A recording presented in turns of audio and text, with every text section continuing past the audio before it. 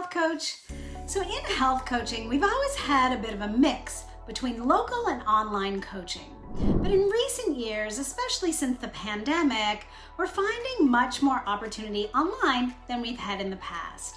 Having said that, both online and local opportunities come with their own set of advantages and considerations, and the bottom line here is that you really need to make the decision around which is going to be best for both you and your clients. So in today's video, I want to share some of the key advantages and disadvantages of both so that you can make an informed choice that aligns with your preferences and goals for your coaching business. So let's start with the local side of things. This is usually the place where we all start because for most of us, we have more local connections in our communities than we do online.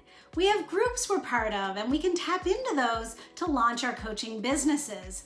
Of course, we have our friends, family, and acquaintances. We have our workplaces. We might be part of sports teams or church groups, book clubs, gyms, meetup groups, volunteer organizations, just to name a few. These are usually what I like to call your low-hanging fruit or your warm audiences.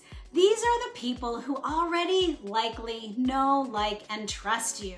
So you don't have to do as much work in creating those initial connections like you would with a cold audience, who are the strangers, right? The people who don't know you so well. So if you're a health coach who doesn't love online and social media, then I definitely encourage you to explore all of the various options that you have locally to start building your business.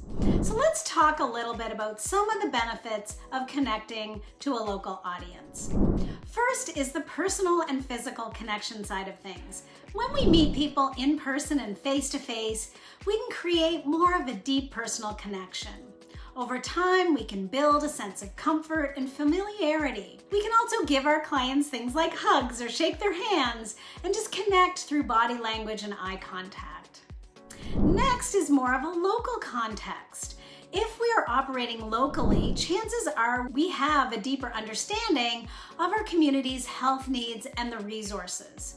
This can lead to maybe us facilitating local events or workshops, group sessions, and creating a sense of community support for our clients. Also, if we're connecting locally, we can customize our approach based on the specific cultural, dietary, and lifestyle nuances of the communities that we're serving. This localized understanding can lead to a more effective and culturally relevant coaching situation. So local coaching and marketing is definitely how I got started with my coaching practice. Of course, it was 14 years ago when I kicked off my business before the pandemic, so I really feel like there were more local in-person events and things happening then. First off, I did see clients locally at my husband's clinic when he wasn't using his office. And at first I did want to connect in person. I wanted to be able to give people hugs and to get that connection and familiarity going. And from a marketing standpoint, I did lots of different things. I attended a breakfast networking group and I showed up every Tuesday morning at 7:30 a.m. ready to connect with other local businesses and give my elevator pitch. I also did things like partnering up with local yoga studios and I offered cleanses. I did some workshops at our local farmers market with my husband.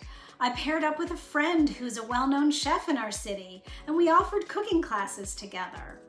I booked space at local community centers and I gave workshops and talks. I also attended local community health and wellness fairs where I set up booths and I connected people's email addresses and talked about health coaching. I also, for 3 years, wrote a column in our local newspaper.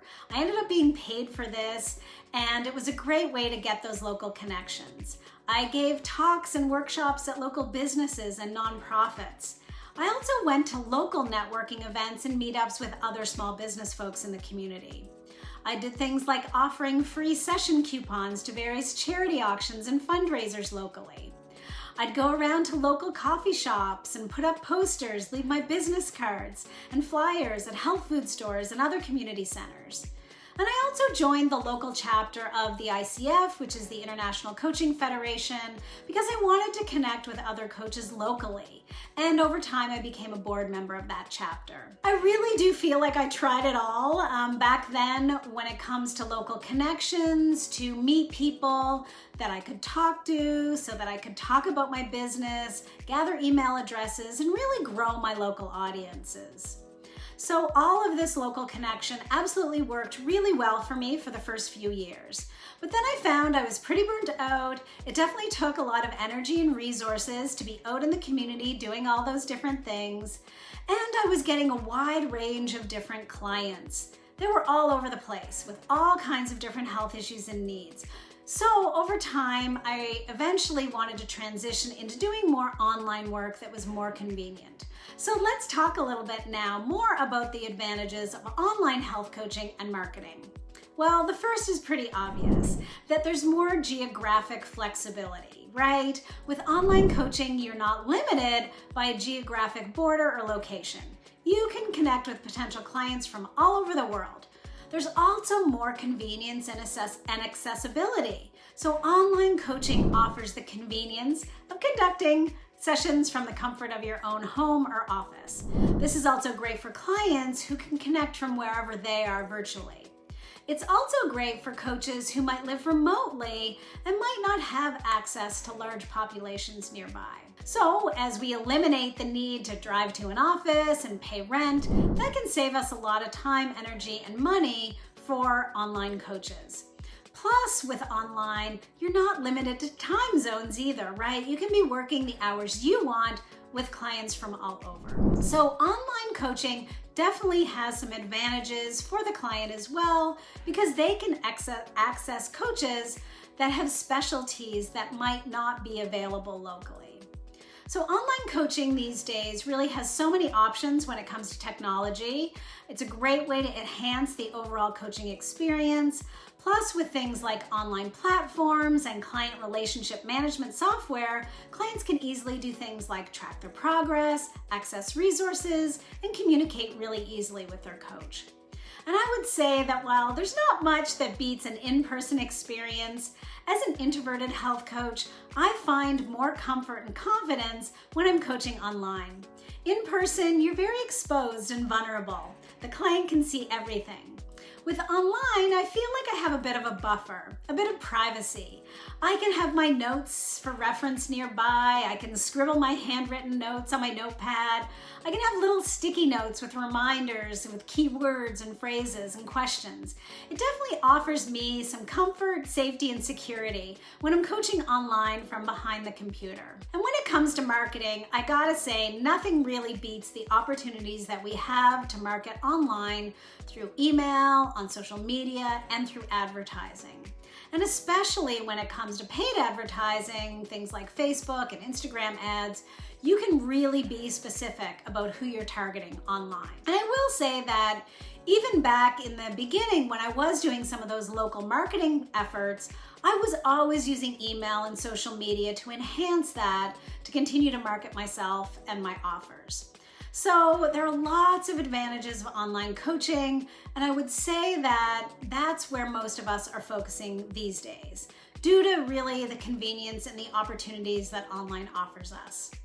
And if you're only thinking locally, you may be actually limiting yourself and missing out on opportunities to grow your business more globally and to reach more potential clients. So over time, as I grew my business, I moved solely to online. And at one point we moved out of the city and it really didn't make sense for me anymore to drive an hour into the city to see someone at my husband's clinic.